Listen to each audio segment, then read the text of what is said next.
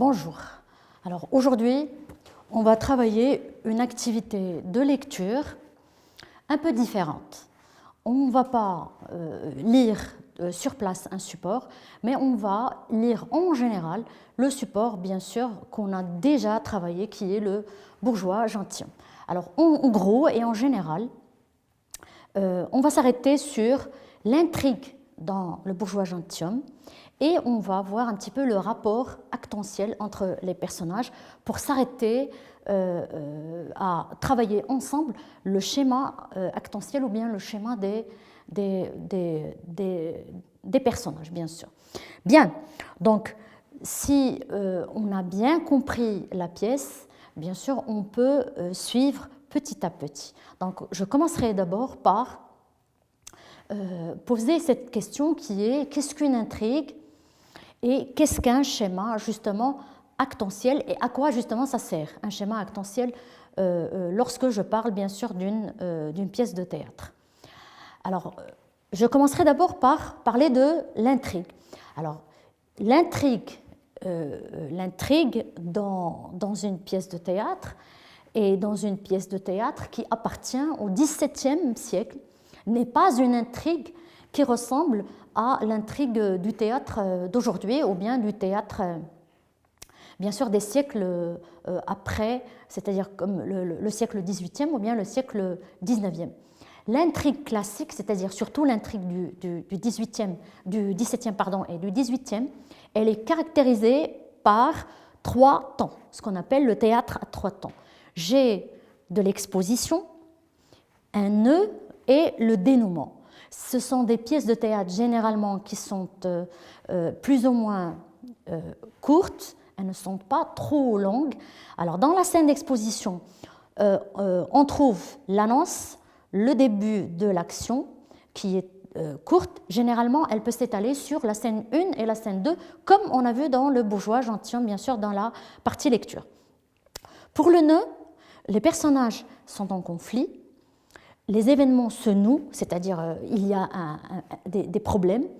D'accord ? Alors, ces problèmes qui se déclenchent et ces conflits qui se déclenchent, bien sûr, ils ont besoin d'être dénoués à la fin.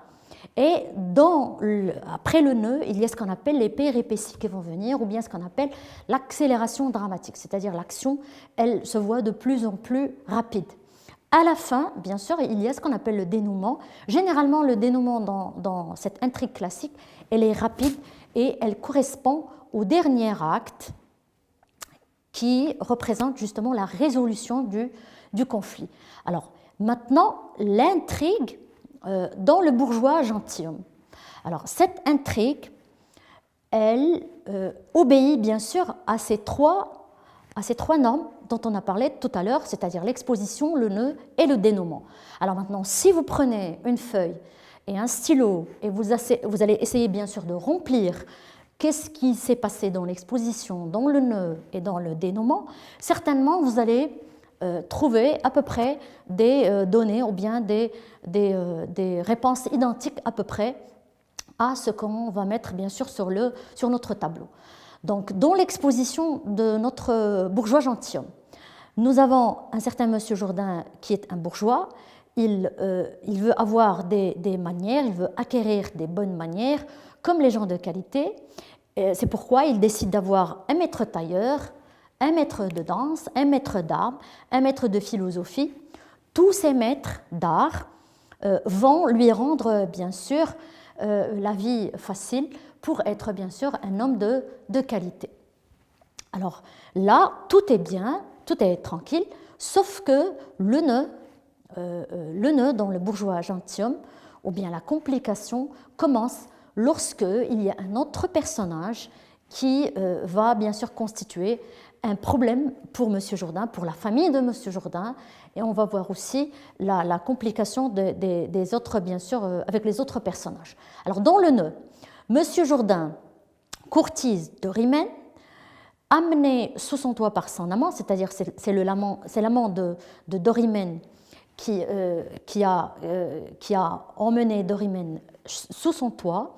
C'est un amant autoritaire, il entend bien profiter de la naïveté de M. Jourdain et de Dorimène, Et M. Jourdain, il est amoureux apparemment de cette Dorimène.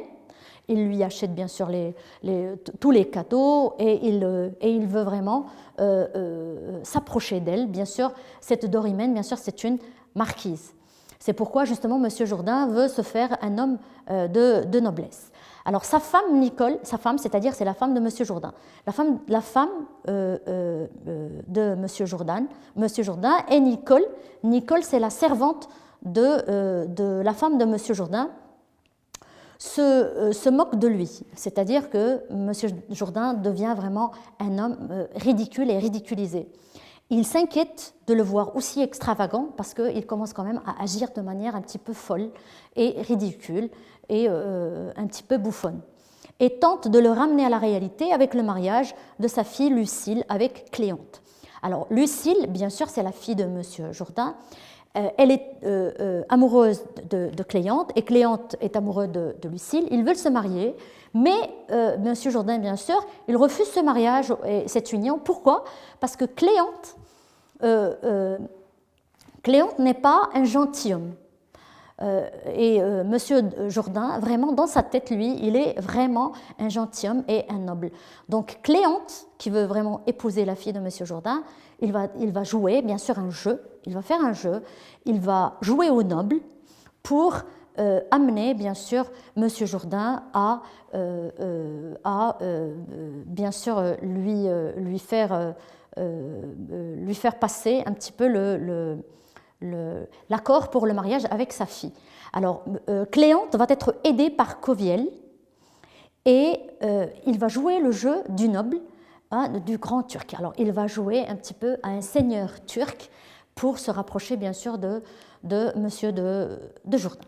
Bien, alors, ça, c'est pour le nœud. Alors là, il y a vraiment la partie où il y a le plus de conflits et le plus de problèmes. Le dénouement commence avec l'amoureux de Lucie qui obtient le consentement de M. Jourdain, justement.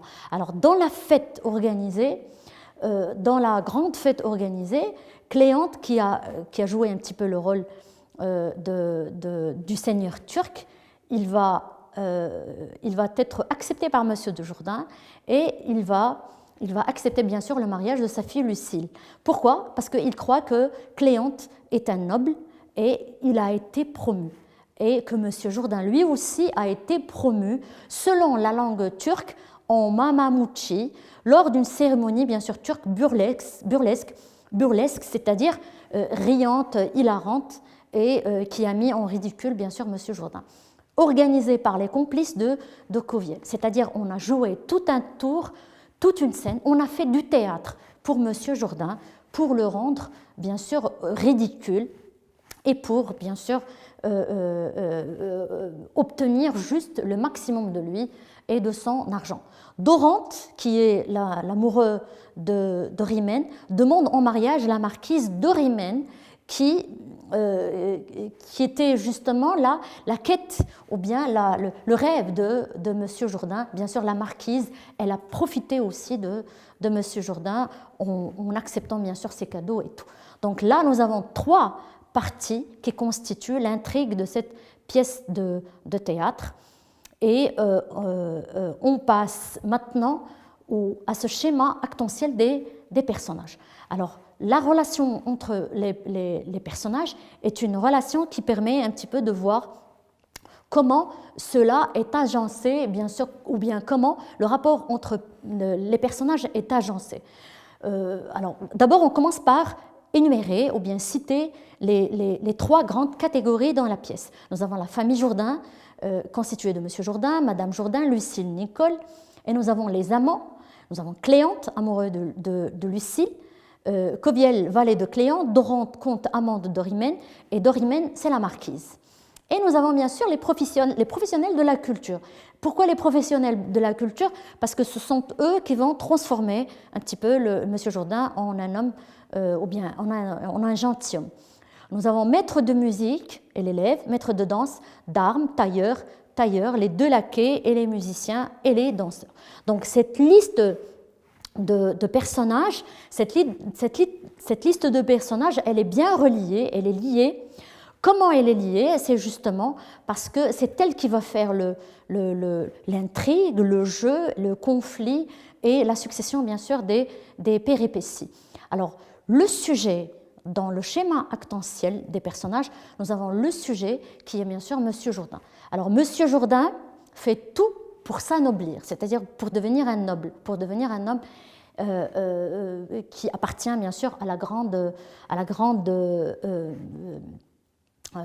des gens de grande qualité et bien sûr à cette catégorie de gens qui possèdent un petit peu les bonnes manières. Alors, qu'est-ce qu'il fait? Il cherche à, bien sûr, être gentilhomme. C'est son but, son objectif. Pour ce but et pour cette quête et pour cet objectif, il fait tout, c'est-à-dire il fait tout pour arriver à son but. Maintenant, son but le plus immédiat, le plus rapide, c'est quoi? Apparemment, c'est ce qui s'annonce bien sûr dans la pièce depuis le début, c'est la conquête du cœur de la marquise d'Orimène. Il veut conquérir le cœur de la marquise d'Orimène.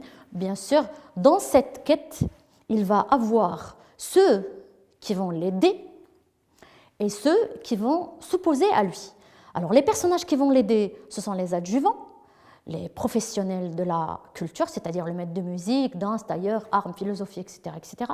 Ils vont lui faciliter la chose pour devenir vraiment un gentilhomme. Mais les opposants, c'est-à-dire ceux qui vont arrêter un petit peu sa quête et ses aspirations et ses rêves, ce sont les opposants. Vous avez Madame Jourdain, Nicole, Dorante, Cléante et Coviel. Alors tous ces personnages vont jouer un tour énorme où Monsieur Jourdain va vraiment être à la fin ridiculisé et tourné en bouffon, bien sûr, à la fin.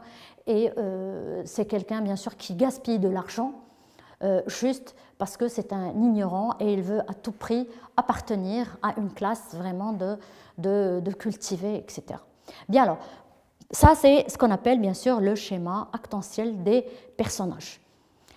Bien, donc synthétisons ce qu'on a dit depuis le début.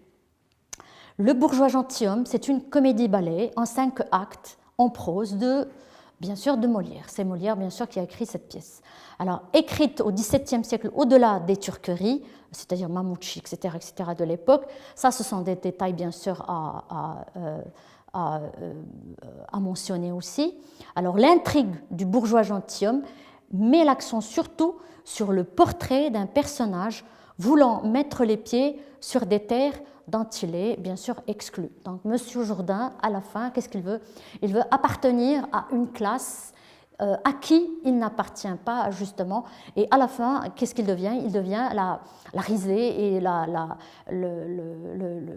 ridicule, bien sûr, va le porter bien sûr de la tête jusqu'aux pieds.